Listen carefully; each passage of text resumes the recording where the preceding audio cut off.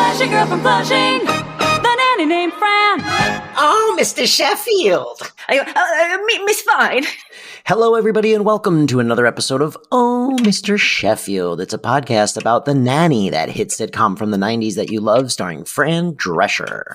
This week, we're talking about Season 5, Episode 12, One False Mole and You're Dead, written by Frank Lombardi, directed by Dorothy Lyman. As always, I am Sean DePasquale, here with...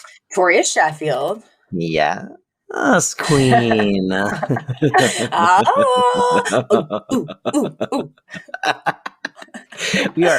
We're shot out of a cannon today. Fresh off the heels of some dry admin work that we were doing. Yeah, I just ate some meat. Oh, really? No, that's when I think of like hyped up masculinity, I think of like eating meat. Oh. Yeah. Do you like how genuinely interested I was, as if we were like two biddies talking about our diet plan? Oh, really? You're eating meat for breakfast? I should try meat. that. Interesting. Okay, but go on. Anyway, so this episode, One False Mole and You're Dead, which I can only assume is like a play on the old like one false move and you're dead, you know, like this is a stick up kind of thing, right? Mm-hmm. Was an episode about, let me sum this one. I think I can sum this one up, right? Okay. Ready? I think I got this.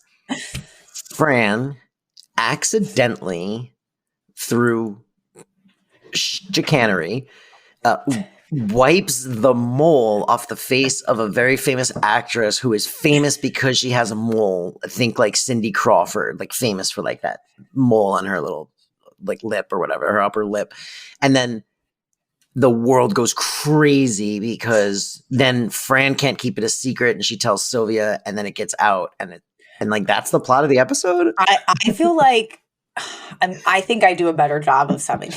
Did I miss? Okay, all right. Let's hear Toria's version. It just felt like in the weeds. Disjointed. Yeah, that's fair. I would have said this is the episode where Fran accidentally sabotages the career of a very famous actress, causing problems between Fran and Mr. Sheffield. And then I would have gotten into the details later. That's just me, and I appreciate what you brought to it. That's all right. But so, yeah, we start off in Mr. Sheffield's office. We establish that Fran's out of the house and Cece's very relieved because an incredibly famous actress named Margot Lane is coming to talk about a show she's going to be in for them, like a show about Marie Antoinette. Margot Lane is a fictional character made up for this episode, played by an actress named Joan Van Ark. We'll get into it because she's one of those people where when that actress enters, like everyone cheers as if like you're supposed to know who she was. I didn't, but we can discuss. But anyway, so she's like, isn't it so peaceful without Nanny Fine here? Like we don't have to worry about her meddling and getting in the way. And we've also established in the scene that there is a gardener working out on the terrace, like a sort of in the background of Mr. Sheffield's office. And it's funny how they actually expend a couple lines establishing who he is, that he's a gardener that works for them, blah, blah, blah. And then as soon as Cece's saying that, in the background, we see this gardener like watering the plants with a hose. And then we see like almost like in a horror movie, like something starts to tug on the hose and he starts to like look around in alarm and he's trying to tug it back. And then he gets like literally yanked out of frame because someone or something. He starts like a cartoon. He's like flying around. It's very funny. Yes. Well, that's happening in the background. The actress Margot, played by Joan Van Ark, enters. And she was in fact in like Days of Our Lives for a bit. She was on basically like one episode of a million TV shows in her time. And I guess maybe if you are a fan of the soap world, maybe she is someone you recognize more readily. But so she comes in and she's like, "Oh, Maxwell, how do you do? La la la." And then we see in the background that the gardener, who is in this sort of like full body gardening suit with like a weird like cloth helmet type thing, has been replaced by Fran in his clothes. So she basically assaulted the gardener, stole his clothes, and now is trying to hang out on the terrace to get a glimpse of this famous person. And Mr. Sheffield realizes it. And then we have this line that is it was so unexpected, where he's like, hold on a moment, Margot. There's some wandering Jew out on the terrace, and I need to go check on it. Wandering Jew is, in fact, it's no longer what we call this particular plant, but there was a plant that for many, many years was known as Wandering Jew.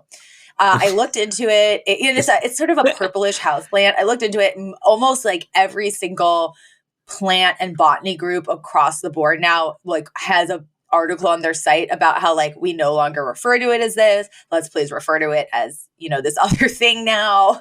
But that was in fact the common name. Wandering Jew. That's amazing. I know. So he goes out there, and then they start to fight like in the background. And she ends up running into the office to get away from him, but she's still holding the hose. And she accidentally sprays Margot like with the hose. And it's great physical comedy because, Fran in this huge oversized gardening suit is like trying to get the hose to turn off, and she's hopping up and down, and the woman's getting sprayed, and like everyone's outraged. And then Fran's so horrified that she sprayed like this icon that she starts mopping the woman's face with a rag. And a little earlier, Cece had actually like made a point to be like, isn't it crazy that like this beauty mark on her face has like made her just like world famous? Like it's her thing. And so while Fran's mopping up her face, the mole comes off. So it's not that she like scraped off a real mole. It turns out the beauty mark is fake. Yeah. Her signature feature. Yeah. If we found out a mark, right? Or like a little makeup dot. Yes. And it would be as if like we found out, you're right, like if Sidney Crawford's signature feature was fake, like it would be a big deal. Did you also like, did the Fran reveal as the gardener work for you? Because I screamed. They totally got me. I was like, ah! Well, who did you think was pulling him away? I don't know. What did you think was happening to that poor man? I thought it was very funny. I don't know. I mean, that would have just been so bizarre if not for it clearly being Fran. So no. And then so this happens, and it's like this huge moment where it's like this woman gets revealed for like this fake feature. We then cut to Niles in the kitchen, and he is watching like his morning programs or whatever he usually watches, and he's watching like a real life gossip columnist named Cindy Adams, who is pretty well known at this time. I had to Google her, but I think like the general public would have known who she was. And he's watching some like gossip segment on the TV. And in fact, I think she's like tune in. Like, I'm about to tell you how one butler like cashed in for millions and became like super rich. And he's about to listen when Mr. Sheffield comes running in and like interrupts him. But so Mr. Sheffield comes running in, dragging Fran literally by the collar, also like a cartoon. And he's so angry. And he's like, I'm not going to yell. I'm not going to scream. I just want to have a rational, mature conversation. And Fran's like, with me? and it just made me laugh that it was such a genuine question. She's so surprised. Yes. And he's like, Miss Fine, the most important part of a relationship is trust. And this fake mole thing cannot get out. It cannot get out. And she's like, are you implying I can't keep this thing a secret? And he's like, oh, please, the only secret you keep safe is your age. And then he's like, Barry Charles Scheck and a whole drum of sodium pentothal couldn't drag that out of you. And it was like, ooh, a Barry Charles Scheck reference. He was an attorney on the O.J. Simpson defense. Amazing. Yeah. And she's like, you really don't think. What a dated reference, Like, I know. At least like Al Cowlings or what's his name? The glove doesn't fit. You must have quit. Oh my God. Johnny Cochran. Yeah. Like, at least those are like names people like that lasted, but like, who remembers this guy, I know, but I still think it was probably a clever line at the time. Yes, they went for the deep cut, which would have been better than going for like the thing that was probably Cochran was probably overused at that point. Mm-hmm, mm-hmm. And it's just interesting how like you go for the deep cut and it works great then, but then ages so poorly because it's like, I know. But you know what? A lot of people rewatching this might get it and chuckle. it would be the new listeners who would be like, I have no idea what the fuck that's about. But so then Fran's like, you really don't think I have anything better to do than spread idle gossip? Instantly cut to Fran and Sylvia sitting in a doctor's waiting room and Sylvia going, who cares if her mole's fake? Big deal. So Fran like instantly told it to someone. Of course. And then we find out that this is a doctor's appointment for Sylvia. And Fran's like, Ma, did you write down everything you ate yesterday like the doctor told you to? Oh, this was so fucking good. It was so funny. Sylvia like nods, and then she takes out this big piece of notebook paper with writing all over it, which It's is like already- it's like yellow legal pad paper. So it's like extra long, and she like rips it out, she pulls it out of her purse, and you're like, okay, that's a good bit. And then Fran like turns it over, so you're like, oh, that's funny. It's written on both sides. And then she then pulls out another 4 more. Yeah. She pulls out 4 more, and Fran scrutinizes it, and then she goes, I'm really proud of you, Mom. You did good. So good. And so then they continue. Oh, and then they see a picture of Margot Lane on a magazine, like on the waiting room coffee table. And Sylvia's like, oh, look, it's Miss No Mole, or like whatever she says. They mention it again, like in Fran, and Sylvia says it really big. And Fran's like, quiet, Ma, like, we're not supposed to tell anyone. And she's like, who's going to hear? Liz Smith? Liz Smith being another very famous, iconic columnist. Yeah. Yes. And right when Fran says that, a woman like whips her head around. And we've only seen the back of this woman up until this point. Like you just think it's another person sitting in the waiting room. And we realize it is the gossip columnist who Niles was listening to earlier in the episode. Just by like luck, she happens to be in the same waiting room. She whips her head around. Cindy Adams, yeah. She instantly like kind of comes over to Fran and Sylvia, starts cozying up to them, is trying to get more information about this. And then when Fran and Sylvia go to meet the doctor, this woman like actually, first of all, this nurse is very unethical because the gossip columnist is like, who were those people? And the nurse is giving a beat is like, ooh, that's Charles, Broadway producer Maxwell Sheffield. I almost said my dad's name. That's Charles Sheffield's.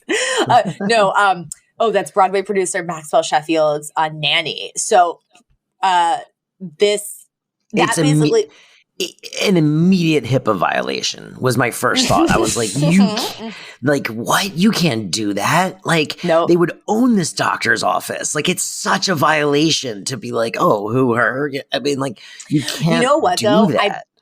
It's so bad. I'm sure this does happen. Like, I think there's probably casual HIPAA violations all the time, but this was especially egregious.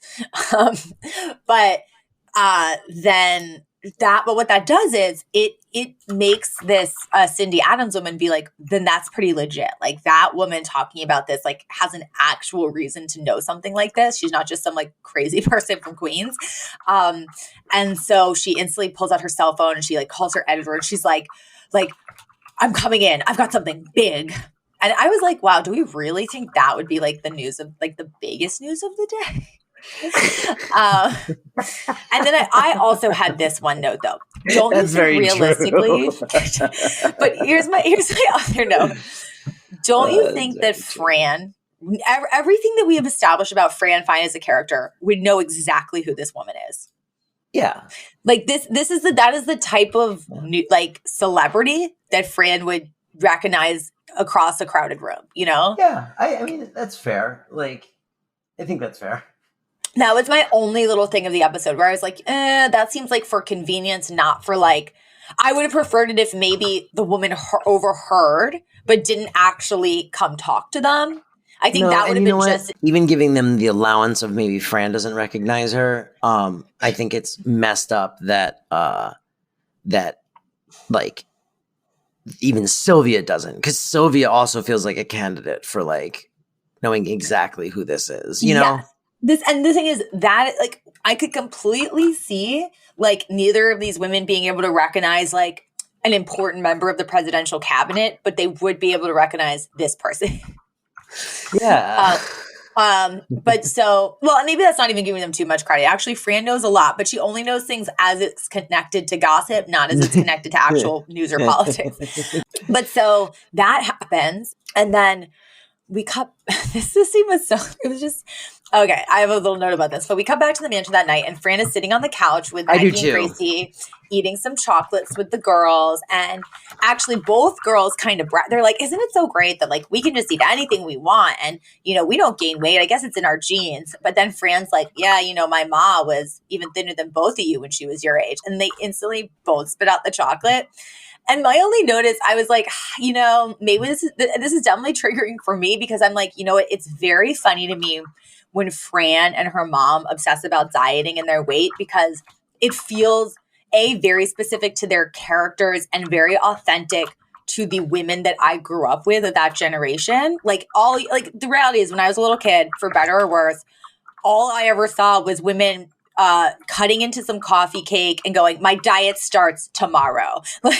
Like that was very authentic. But I was like, when two skinny girls spit out candy with the implication that they never want to be fat, I was like, that stings. So I mean, that's just mean. Look, I watched this with Elizabeth last night, and we both had the same kind of like visceral reaction, and it made me. My note for this was just like, wow, 90s culture was obsessed with weight, because it's not unique to the nanny, and it's not necessarily a criticism directed at only the nanny. I think 90s culture in general was like, rail thin heroin chic was like huge at this time, and the shows like Friends, like the running bit on Friends was that like she used to be a fat chick, and they put her, so like there was a lot of and this went well into, I mean, look, even the first couple seasons of New Girl are like obsessed with like Fat Schmidt,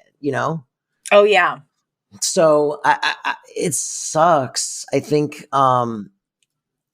I don't know, man. I think it kind of sucks that like that happened, and it's so prevalent that you can like notice it in so much content from the 90s, and even just looking at pictures, of like celebrities back then and stuff. Yeah, it was like Diet Coke and cigarettes and fat-free Snackwell cookies. It was like, yes. But again, it was just interesting, because I know there is definitely an argument that some people will make that Fran's constant discussion of diets and Sylvia, jokes at Sylvia's expense, that's really negative. But I think for me, it rings very differently when it's those two very specific people versus just two generic girls being like, I would never want to be like, you know what it is? It's like, it feels like when it's Fran and Sylvia, they're in on the joke. Mm-hmm. And when it's these just two random like girls, it feels like punching down. Yes. Yeah. At people that are overweight or something. So yeah, I agree. Elizabeth and I both were like, ugh, we didn't need that. I know. And then I ate 2 cookies for breakfast today. But then in the next bit, there's a line that I thought was one of the funniest things I've ever heard in my life. Oh yeah. Okay. I'm excited. So that's happening. And then Cece comes running into the house yelling for Mr. Sheffield. She's like, Maxwell.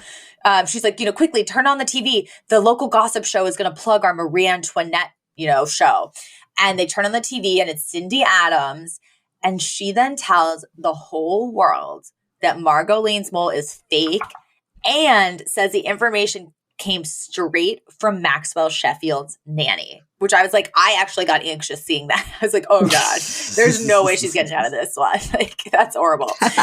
And Fran attempts to run away, but Mr. Sheffield catches up to her in the kitchen, and he's just like, do you hate me? Or are you trying to get back at me for backpedaling in our relationship? Like, is this what this is? She goes, no, this is a genuine personality disorder. I laughed out loud. Yeah, but then the next line after that is, it's what happens when you watch your mother fry up your Mr. Potato Head. It disturbs you, which... Yes. Sylvia was so ravenous that she was frying up Mr. Potato Head. Oh, dude. I laughed so... That joke did not bother me. The image of... The image of Sylvia throwing a plastic toy in a pan, and it's like horrifically melting as like young Fran is crying. Yeah, it's very, very okay. true. Here's my pitch. and I know our buddy is listening. That's presumptuous. I want to do to say buddy, but still, I know what you're saying. Well, listen, we can make this a little clip maybe for this week. Mm-hmm. Okay. Here's my pitch. I want a young Fran animated series that's like young Fran and young Val like on adventures in Flushing, and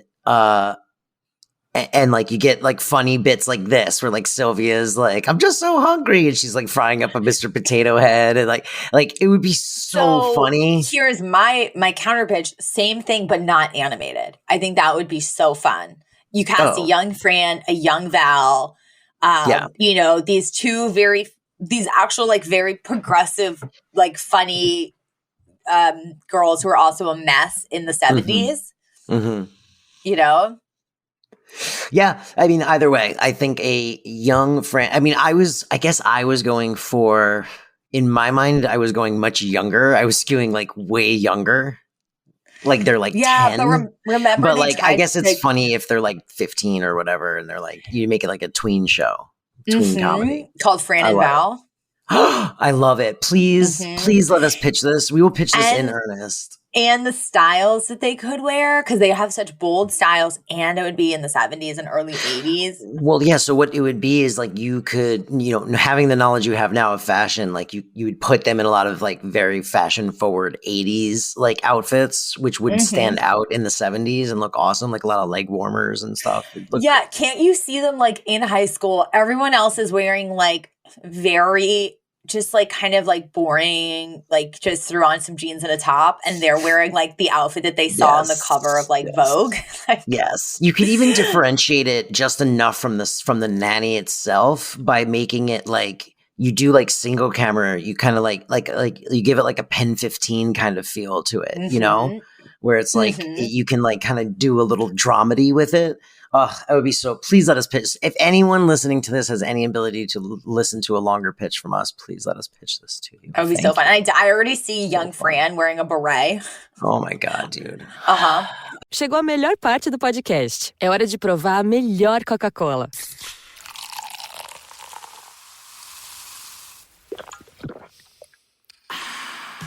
A Coca-Cola sem açúcar. O sabor irresistível da Coca-Cola, sem açúcar e igualmente refrescante. Coca-Cola sem açúcar. A melhor escolha. All right. We've taken us far off track. I apologize. Yeah. So she's like, this is a genuine personality disorder, the Mr. Potato Head. And then things got very serious. Like no laugh track kind of thing. But Mr. Sheffield, he's just like very solemnly like, I told you I can't have a relationship if I can't trust you. And he's like, and that now seems obvious that I can't. And he just like quietly and sadly walks up the stairs and leaving. There's a lot to talk about. A lot of talked about in this episode. So whatever. I was firmly team Maxwell here. Yes. Yeah. He was not being irrational. He was sad. He was almost sad. Like he wanted her to have not done this because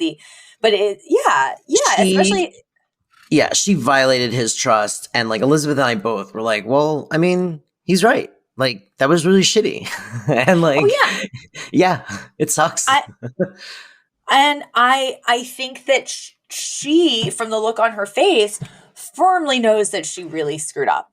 That she really, and I actually, I felt very real. Where you're just kind of like, oh my God, like this was bad. Like this is legitimately bad. Yeah. And his career does, he's in an industry where discretion actually is very, very important. And like, if you couldn't trust your partner to not screw up huge deals, like, I mean, it's a big deal. Yeah, I agree. Yeah.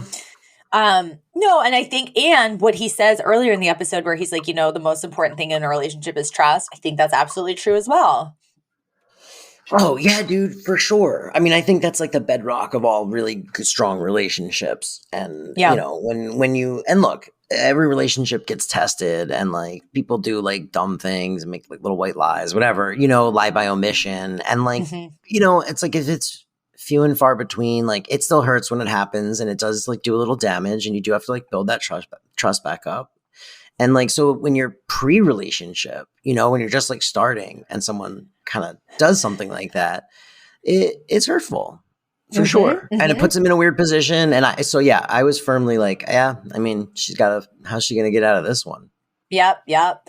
And so we then cut to Fran, Val, Sylvia, and Yetta in the kitchen. And this is so cruel. This is the cruelest thing I've ever seen. This was so cruel, but there was a very funny line that came out of it, and then Yetta does some good stuff. But like the basic concept of the scene is basically that Fran and Val are eating all of these delicious desserts in front of Sylvia in the most like torturous, like. And I'm like, why do they even have this much dessert? And I was like even going as far as being like, well, maybe they had some like, you know, event or some lunch at the house, and this is leftovers because they literally had a huge, gorgeous looking chocolate cake, like a chocolate mousse cake, and then stacks of cheesecake chocolate brownies, a stack of double fudge brownies. Like this made me almost like my mouth water just watching, because I'm the sweet baked goods person, and they're just eating it. And they're doing that while Fran is explaining what happened with Mr. Sheffield, and she's like, you know, he hates me now. I don't know what's going to happen. And then Sylvia goes, could I have a knife? Well, this is while they're eating. And then Fran's like, Ma, you're not going to cheat on your diet, are you? And she goes, no, for my wrists. And I was like, oh God, so dark. But like, as if like, this makes me want to kill myself, like sitting here. And I was like, this is so mean. This is so mean. Like, but Val then has a pretty good suggestion. She's like, well, you know, Fran, why don't you go to Margot Lane, personally apologize, and then tell her about all the horrible stuff you've done to all these other famous people. And then they start listing them off. It's like, oh yeah, Bette Midler, Elton John, Cher. There's like literally a whole list of people she screwed over. And then Fran's like, oh my gosh, Val, you're right. I mean, this is going to pale by comparison when she hears all that stuff. And so that establishes Fran's sort of move in terms of making the situation right. The scene ends with Sylvia going, you know, I think I'll just put this cake away, you know, out of sight, out of mind. And they're like, good idea, Ma. So she picks up the cake, she runs to the fridge, opens the door, then slams it and runs up the stairs with the full cake. And I wrote, she's pretty agile in those heels. She really is. And Fran chases her, and that's the end of that scene. And then we got to Margot Lane's apartment, and this woman, I felt really bad for her. She's lying on her couch with like an ice pack on her head because she's just so humiliated and, you know, all this stuff. And she's just feeling so bad about what happened. And Fran knocks and enters under the guise of being her dog walker. And there's this huge dog. She must have also stolen this dog from the actual dog walker. And she comes in with this huge dog, and then Margot's like, what are you doing here? Have you come to finish me off? And then I loved this part. She goes, well, here, I'll help you out. And then she like points to both of her boobs, her nose, her forehead, and then her butt. She's like, fake, fake, fake, fake, fake. Yeah. And then, you know, basically being like, you know, fine, you know, you've already ruined my career. Let me just go all in. Sure, and then Fran sees this beautiful diamond ring on her face, and Fran goes, fake? And then Margaret goes, no, real. And then Fran goes, well, that's what fake will get you. It was such a really great, like, it had a great rhythm to it, that bit, and like very like screwball comedy, like verbal jokes, you know, like da da da da da da. And Margot's basically like, you know, I'm never going to show my face on Broadway again. I'm humiliated. And Fran's like, no, don't worry. Like, I have an idea, and it's going to fix this whole situation. And then we have maybe it was funny, but so dumb and lowbrow. One of the maybe lowest brow jokes we've had in this whole series, where Margot's like, fine, I'll listen to you. She's like, but after you clean up after my dog. And this dog was huge. And so she hands Fran a giant snow shovel, insinuating that the dog had taken a huge duty. This is so different. Funny. It's different than like the rest of the jokes usually that we hear. But so then Fran goes back to the mansion, and Mr. Sheffield is already there, and he's super excited, and like he's like, Miss Fine, like Margot just called me. She says she's back in, and it's all thanks to you. Thank you so much. How did you do it? And she's like, well, she's like, I had a genius idea. She's like, we're going to start selling Margot Lane beauty marks. Like, we're basically going to make like a publicity stunt out of this that's going to turn into like, and I was like, you know what? I feel like the Kardashians would do something like this. Like, that's actually kind of genius. Absolutely. Look, the fact that Cindy Crawford didn't capitalize on this is insane. Like, why didn't like some makeup company and Cindy Crawford like do like a fake mole like thing that they sell? You know what I mean? It's so weird. This is actually a genius idea, I thought, and I was like genuinely impressed with it. And I was like, oh wow, Fran's gonna be rich. Yes. And we then cut to opening night a few days later, and Margot's in her full Marie Antoinette costume, and right as they're Fran sits down and she's like, I just want to talk some PR stuff, Margot. And Margot's like, darling, like, haven't you read the Wall Street Journal this morning? Like, somebody stole our idea. And basically another company or somebody else is literally that day announced that they were doing it.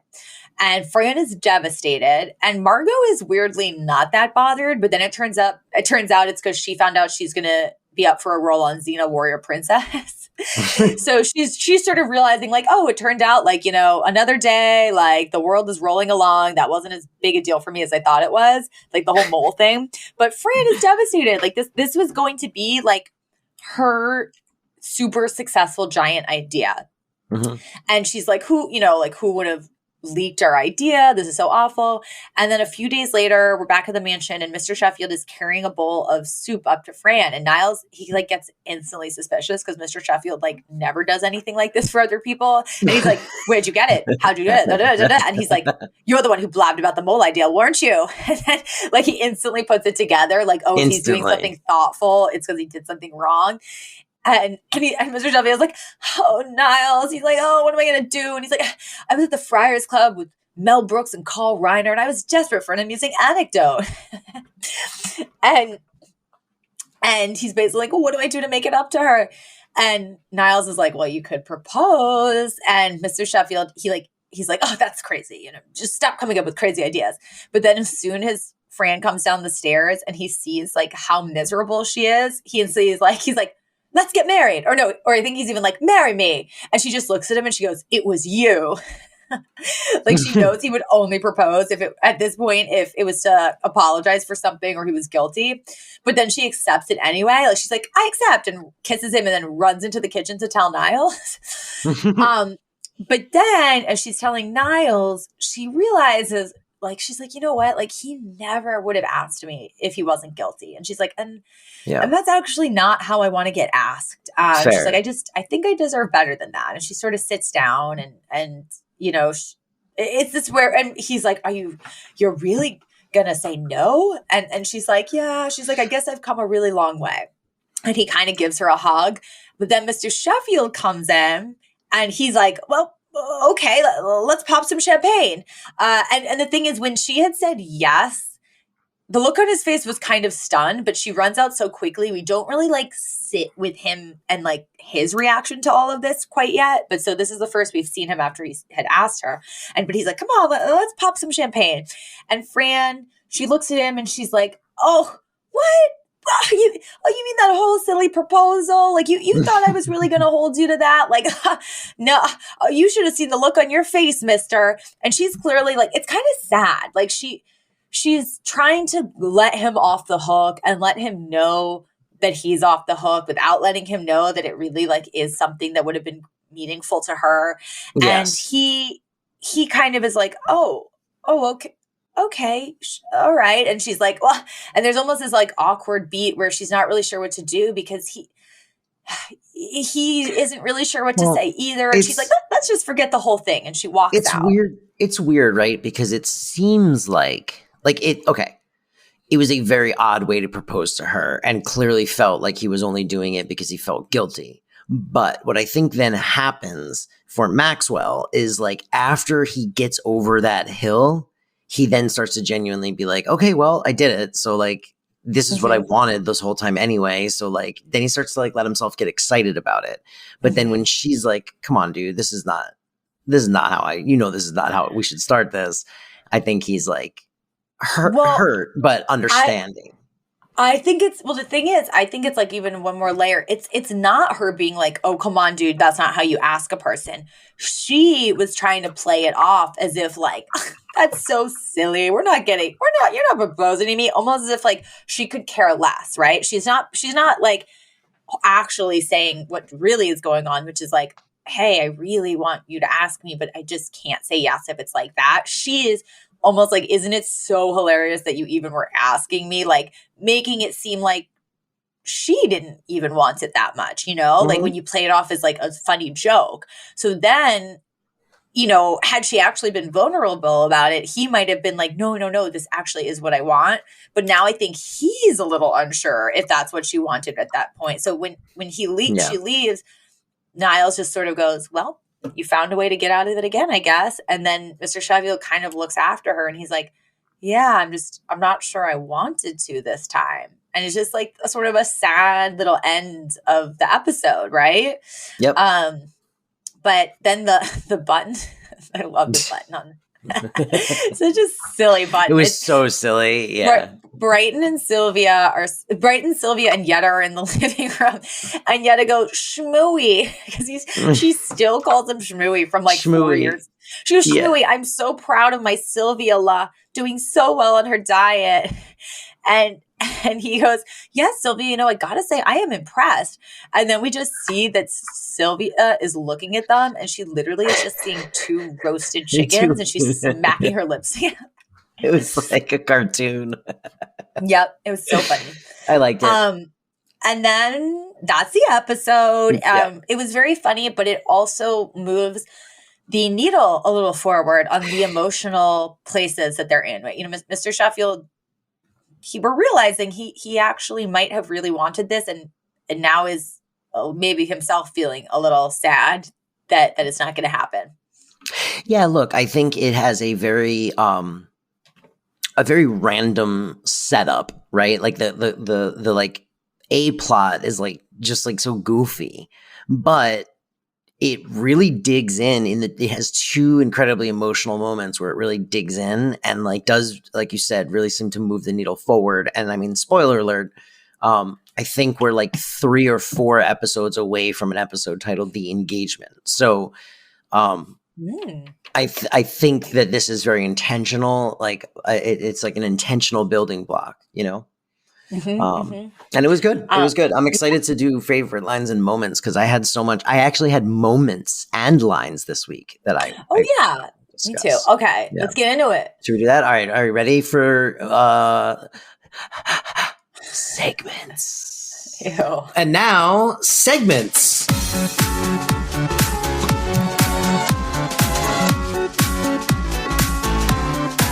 So, segments. Yeah, no, I think we should move on to segments. We can move on to our segments. And now, segments. Segments with Sean and Toria. I don't know. Listen, I know you're not the biggest fan of this one, but I really like the electro swing sound. It makes me, it gives me energy for the second half of the show.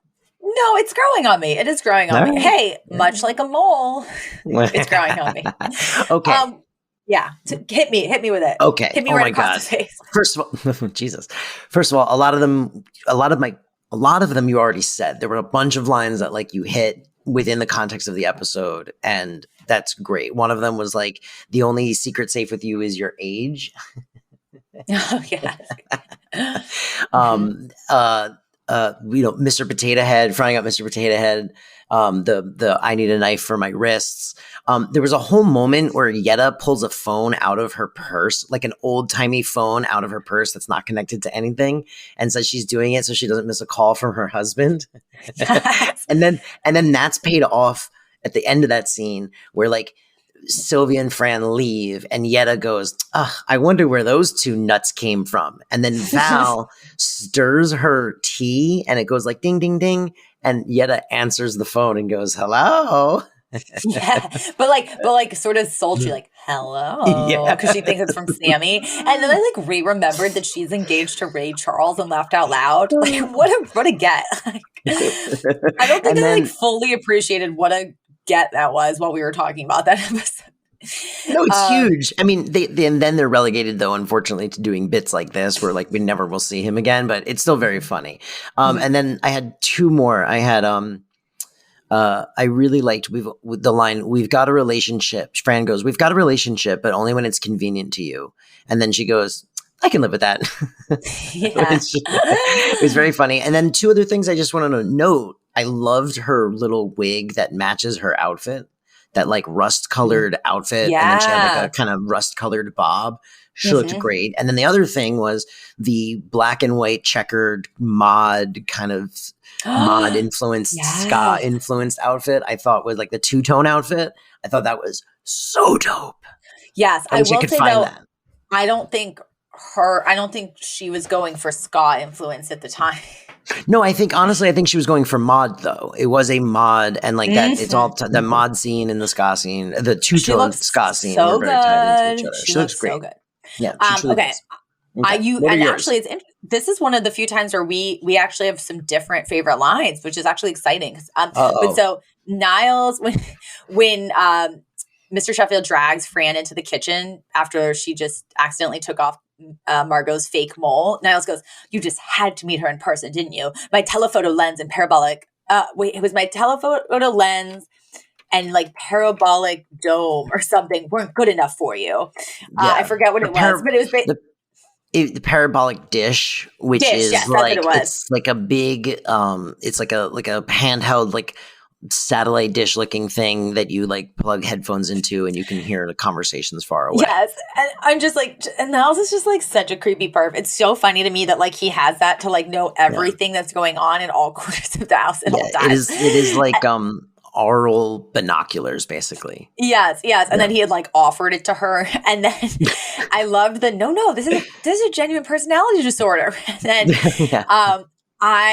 there was this line that I didn't really I said the first part of it, but not the second part, where Margot goes, "Darling, didn't you read the Wall Street Journal this morning?" And Fran goes, "No, but how funny was the Wizard of Id?"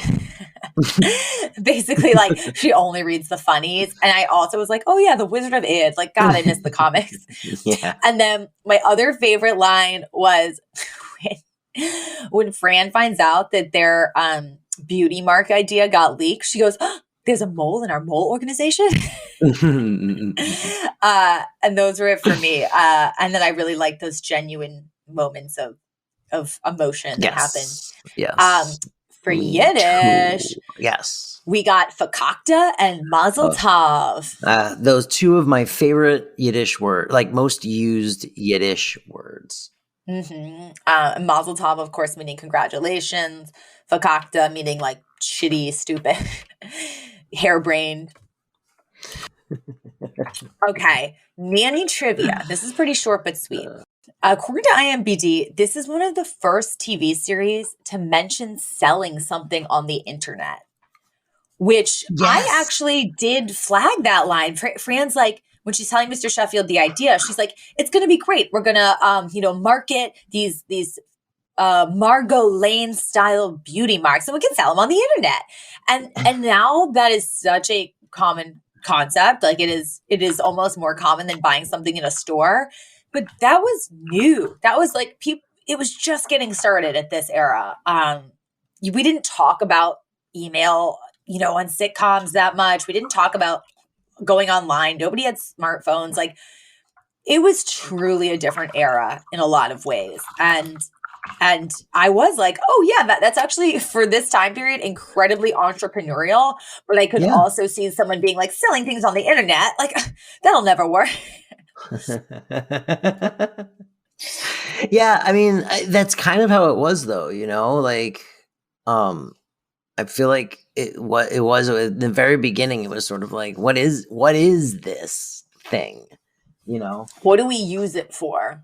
Did you know that Gillian Anderson at that era was the #1 most like downloaded woman on the internet or something? And it's because it makes so much sense. The earlier adopters of the internet were X-Files fans because they were dorks. Nerds, I should say. So she has that record for a while being like, you'd be like, oh, who's it going to be? Like Pam Anderson? No, it was Scully. That's so funny. That's really weird. Because they were probably starting it in like 1994, 95 before like anybody else was. Oh man, that's so weird. I mean, I guess look, I've long said this, and I'm not the only person that said it, but like a lot of new technology is like pioneered by pornography or desire for pornography. Yeah. That's actually it's true. It's very how weird. They invented the I'm trying to think of some very, very like not from butter churn. No, I was trying to think of something like incredibly philanthropic. But anyway, so in the terms cure of the for polio. I was trying to think of something exactly like that. Yeah, the cure for polio was invented because of pornography. Fran of the CC, I'm 100% the Fran all the way. I love gossip. It's not malicious, but I cannot always be trusted with it, but it's not malicious. I just love it. I even, it's like I spoil TV shows for people too. I just love sharing information.